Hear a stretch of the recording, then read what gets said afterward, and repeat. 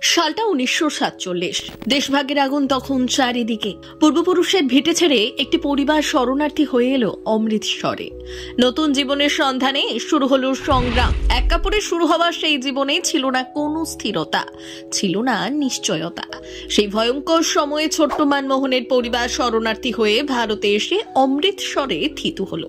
পেছনে ফেলে এলো তাদের ভিটে, স্মৃতি আর নিরাপত্তা। নতুন দেশে শুরু হলো এক শূন্য হাতের জীবন। তখন পরিবারের সামনে একটাই প্রশ্ন, কিভাবে বাঁচবো? এই কঠিন সময়ে মনমোহন এক অন্য প্রশ্ন নিয়ে বড় হচ্ছিলেন। কেন আমরা এত দারিদ্র্যের মধ্যে আছি?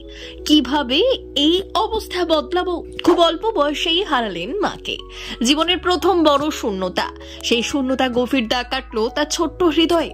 কিন্তু দাদির স্নেহে মানুষ হওয়া ছোট্ট মনমোহনের চোখে তখনও স্বপ্নের ঝিলিক।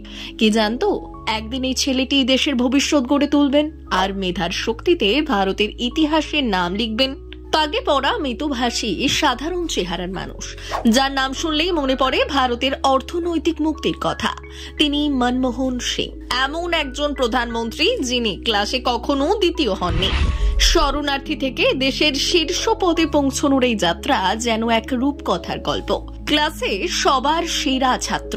শিক্ষকদের চোখে এই ছেলেটি ছিল আলাদা, গভীর মেধা আর অনবদ্য নিষ্ঠার মিশেলে তৈরি। বন্ধুরা বলতো, মনমোহন জীবনে এমন কিছু করবে যা আমরা কল্পনাও করতে পারি না। অমৃতসরের হিন্দু কলেজ থেকে স্নাতক ডিগ্রি সম্পন্ন করে তিনি এগোলেন স্নাতকোত্তরের দিকে। পাঞ্জাবের সীমানা পেরিয়ে স্বপ্ন উঠল বিদেশের মাটিতে। সুযোগ পেলেন কেমব্রিজ বিশ্ববিদ্যালয়ে পড়াশোনা করার। 150 পাউন্ডের স্কলারশিপ, অথচ বছরে খরচ 600 পাউন্ড। কেমব্রিজের দিনগুলো ছিল চরম সংগ্রামের। সেই সময় টাকার অভাবে কত রাত তিনি না খেয়ে কাটিয়েছেন। তবুও মনমোহন সিং হার মানেননি।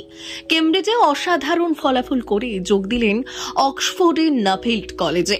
সেখানে অর্থনীতিতে ডক্টরেট অর্জন করেছিলেন। মনমোহন জানতেন, ভারতের কোটি কোটি মানুষের মতো তিনিও দারিদ্র্যের ভুক্তভোগী।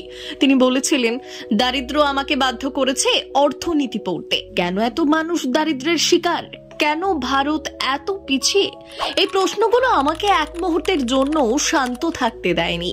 1991 সালে যখন ভারতীয় অর্থনীতি প্রায় ভেঙে পড়ার পথে, তখন প্রধানমন্ত্রী নরসিংহ রাও তাকে অর্থমন্ত্রীর দায়িত্ব দিলেন। মনমোহন তখন শুধু অর্থমন্ত্রী ছিলেন না, তিনি ছিলেন একটি নতুন যুগের সূচনাকারী। তার সাহসী সিদ্ধান্ত ভারতকে বিশ্ব অর্থনীতির মানচিত্রে জায়গা করে দিল। 2004 থেকে 2014 পর্যন্ত প্রধানমন্ত্রী হিসেবে তিনি দেশের সেবা করলেন। তার শাসনকালে বিতর্ক ছিল, কিন্তু তিনি শান্তভাবে নিজের কাজ করে গেছেন।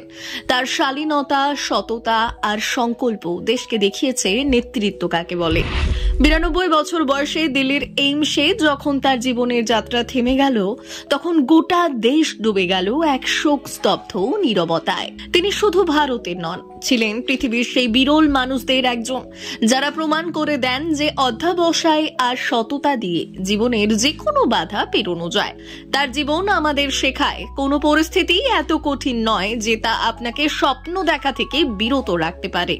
তার জীবনের গল্প আমাদের মনে করায় অসম্ভব বলে কিচ্ছু নেই। স্যার, আপনি চলে গিয়েছেন, কিন্তু আপনার এই অধ্যবসায় আর সততার গল্প চিরকাল জীবন্ত থাকবে। স্যার, আপনি যেখানেই থাকবেন ভালো থাকবেন। আপনি ইতিহাসে নয়, আমাদের হৃদয়ে চিরকাল জীবিত থাকবেন।